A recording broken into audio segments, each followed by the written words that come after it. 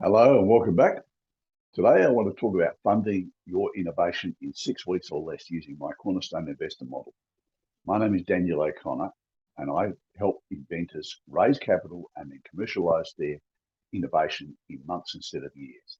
I'm able to do that through the Inventors Masterclass. And for those of you who are not aware of that, you can have a look at it at inventorsmasterclass.com. So let me go through what I see as the problem for funding for most inventors at the moment. They can't find investor prospects. They don't know what to ask for when they do find them. They don't know what to present to make sure that they can get a yes. And when they do, they don't know what paperwork they need to take the yes and keep it rather than have the person change their mind later on in terms of due diligence. And if they say yes, sometimes they'll change their mind in a few days or a few weeks as they go through the due diligence process. And there's reasons for that, and I'm going to show you what they are. So what's the solution for you as an inventor? Well, at the moment, you probably think, well, I need is 100 rich investors and that'll solve my problem. Or I need a global patent, and that's what a patent attorney will tell you. A working prototype, that's what an engineer will tell you. A killer product pitch, that's what your accountant will tell you, usually by giving away more than you keep. An irresistible offer, and that's what any good marketer will tell you. What really it's all about is completely different. There's 3 core problems that you need to understand, and you can deep dive those 3 core problems. Once you've solved those, you get what you want. I'm going to show you that model very quickly in a triangle here. So firstly, what you actually need to achieve is you need to pitch to the right investors with one perfect offer to get at least one perfect investor. Once you've got that cornerstone investor, they will provide everything you need. So how does that work? Well, if we just focus on funding from one investor, what are the 3 issues that are going to come up? Firstly, how do I find the prospects to qualify that investor? Second, what do I pitch when I do find them? And finally, how much do I ask for in terms of, do I need $1 million? Do I give away 10%? What's the configuration? What's the general rule? So let's now just focus on how we find our prospects. Well, the first thing we do is we don't look for investors. We look for commercial partners. So we pick someone from the industry or the market, and there's a very good reason for that. Those people have leverages. They're in the industry, so they are able to offer you different leverages at no cost to them, which are of high value to you. So if you needed $1 million to launch your product, and you found somebody in the industry who already has the channel for your product, then they can give you customers. They might have 50,000 of your customers already buying their products, which are complementary to yours. So what happens? They just send out an email blast and all their risk is gone out of the project straight away. So leverages allows them to put a different value rather than just cash. Next, they're usually from the industry or the market, so they understand the risks better than anybody else. And you need to show them that you understand that, so then they can relax a little bit and take you on as a partner. And finally, generally, they would have your buyers. They would also have your supply channels, and they can sometimes squeeze you out of supply with microchips and things like that. It can actually affect what you're going to build. So let's now pivot to what do I pitch? Well, firstly, it's all about them. It's not about you or your project. Sadly, you want to be able to talk for 3 hours about what great idea you've got and your killer team you've put together, but unfortunately, that's not going to cut it. What they want to hear is, what is your commercial model that's going to de-risk the project for them? And the commercial model has 4 major elements, but let me talk about just one being the external influences that can impact on the business that you can't control. Things like political, legal, regulatory, even right down to shareholder issues that you can't necessarily control, but they're going to impact on you if you're not careful. You have to have strategies in place to mitigate those. Next is on the commercial model, you also have things like risk reduction. You have the target. You have to very clearly identify your target. Who has the problem that your product solves? How do they solve it right now? Who do they go to solve it? How much they pay to solve it? How much it costs them if they choose not to solve the problem? Some people might just live with the problem. And all of that you need to build into your commercial model. Then we need to make sure that you can reduce the risk, and we do that through leverages, which I've talked about a little bit. But leverages, there's 14 different leverages we measure across the business, and I can talk about just one leverage, which is reciprocal trade. If they have your customers and you have their customers, ultimately it's very easy for you to get together because you can sell to them and they can sell to yours, and all the risk is gone out of the project. Next, they have to have an exit option. If you can't deliver them an exit option, why would they get in? Nobody's going to get into a project if they can't get out. And getting out means three things. It means a time. It could be a window. It doesn't have to be an exact date. It has to be an amount, so they're going to get more than what they put in. And finally, they're going to have options to take the project further. They can still participate if they choose to. It's not an exit as such. It's a value realization point. They can choose to stay in the project. They might even buy you out. So there's lots of options there, and they need to have those options spelt out to them before they get into the project. So next, let's pivot down to how much do I ask for? Well, firstly, it's not always cash. So we always look at different options, including non-cash items. So I'm not talking about options for share options here. I'm talking about options for instance, if you need access to plant and equipment, access to channels. They might have a whole distribution, national or global distribution set up already in place, which appeals to exactly your customers. That's going to be very easy for them to just slot your project in. They might even white label it for the first 12 months and have it as their project, their product. So this acceptance rate is much higher. And as a result, that gives you a whole lot of sales, gives them a whole lot of risk mitigation, and it gets your project into a safe platform of cash flow positive. They also can give you access to skills and equipment, facilities, plant, you name it. They can give all of that if they are the right company. And they can also accept contributions which are sequenced. So, for instance, if you're going to spend $1 million, if you're asking for $1 million, you're going to spend $1 million on building a production prototype and then manufacturing. And they might have all the facilities, so you don't need cash for that. They can do that. So that might bring your cash from 1 million down to 250,000. Well, that's a big difference, even though the difference is still theirs. They don't have to contribute it. It's a lot easier to sell because you've mitigated all that risk. Now, of the 250,000, you might not need it today. You might need it over the next 6 or 7 months, in which case you sequence out the contributions, and they would then be able to provide those as and when they're full due, and they get their shares as they contribute. So from your perspective, you're getting everything you want. From their perspective, they're also getting everything they want, and they're also mitigating their risk as they go. So that's the commercial model you need to get funding from one single investor using the Cornerstone Investor model. So what are the outcomes that you need to get from this? Well, you need up to $2 million in equity. The Cornerstone Investor model only works to about $2 million. Beyond that, you need to have your AA round funding or A round funding and all this commercial structures, and you need more than just the one shareholder. It starts to get awkward. It's difficult to get $5 to $10 million from a single shareholder unless the leverages are worth it. Next, you need to understand that cash and non-cash are two different things, and you need to focus on getting all of those and adding it up to the amount that you need, because the non-cash items should substitute for the cash you'd otherwise be spending in that area.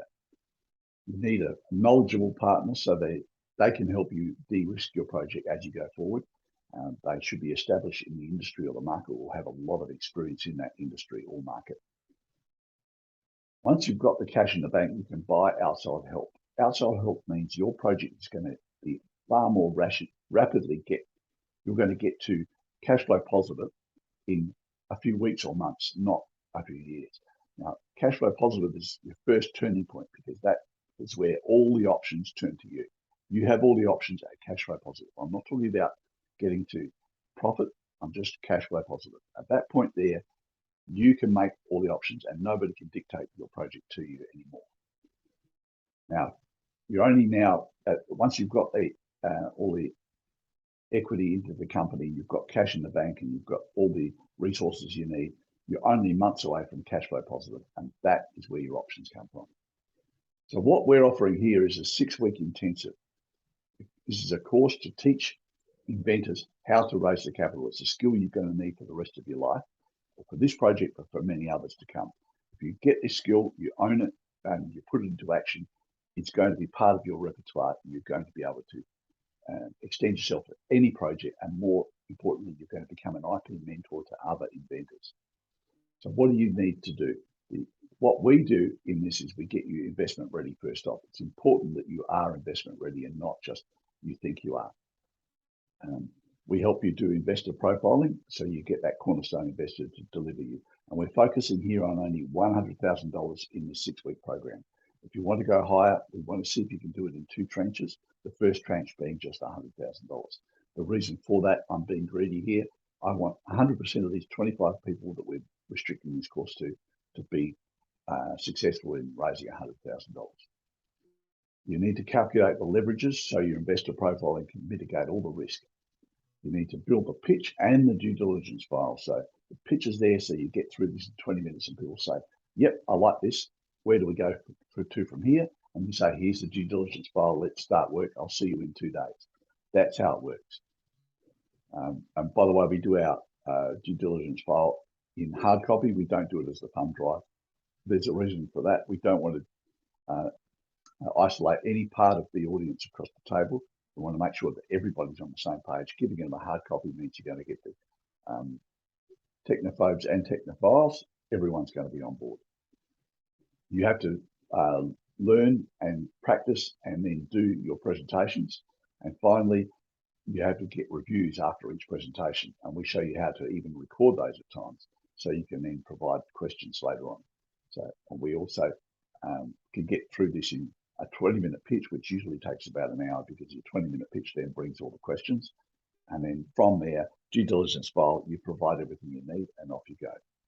So why this works, why it works better than any AA round funding structure or any other structure your accountant is going to give you, because they are designed for big corporations with a lot of cash flow, and their valuation models are usually historical. We work a completely different way with innovation. Firstly, our partners, the investment comes from partners, not from investors. So chances are that investment partner, in most cases, have not got a spare $1 million to put into your project, but they will find it if you can mitigate the risk. It's as simple as that. And if it's going to leverage their business and increase their profitability in their side of the business or their side of the table, the equation, they're going to get involved. Next, we will have the perfect commercial model, so we can show them how we de-risk the project. We show them that you have addressed all the remaining risks in there and how you're going to mitigate those. There's a strategy for everything, so they can see that you understand their business and their industry better than most people. You also deliver them a clear exit. They will get in if they can see a pathway out. And also the due diligence is ready. So when people say yes, you're starting the due diligence process immediately. We know we can get due diligence done in 2 to 4 days instead of 6 weeks. 6 weeks is usually what happens when people say, send me a due diligence list, and I'll send you a due diligence list of what we want to see. And they keep adding to that, adding to that, adding to that. So you finish it in the first week and then it keeps going. It usually takes about 6 weeks.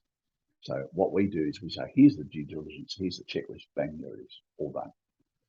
So let me tell you a little bit about this course, because it's quite unique. This is the first one we've run. It's taken from our initial course, which is called the 100 Days Challenge. It's a 14-week course on teaching people exactly everything they need to know about raising capital. But we've abbreviated this one to make sure we can get you to $100,000 only. So firstly, we're going to restrict it to 25 members. It's online, it's via Zoom, so it's a worldwide thing. The reason we're doing that is so we can absolutely address every little issue that comes up in the process. Even though we've done this before with our 100 Days Challenge, we want to make sure that we don't have any surprises, and we can streamline this so next time we do it and have 200-300 people in there, they can all get the same benefit that you would get if you get in this one. We only want inventors with projects which are mature and ready to go. If your project is still an idea or a concept, we're probably not interested. If it's a project, yes, we are. And I'll do that with a due diligence checklist that I have.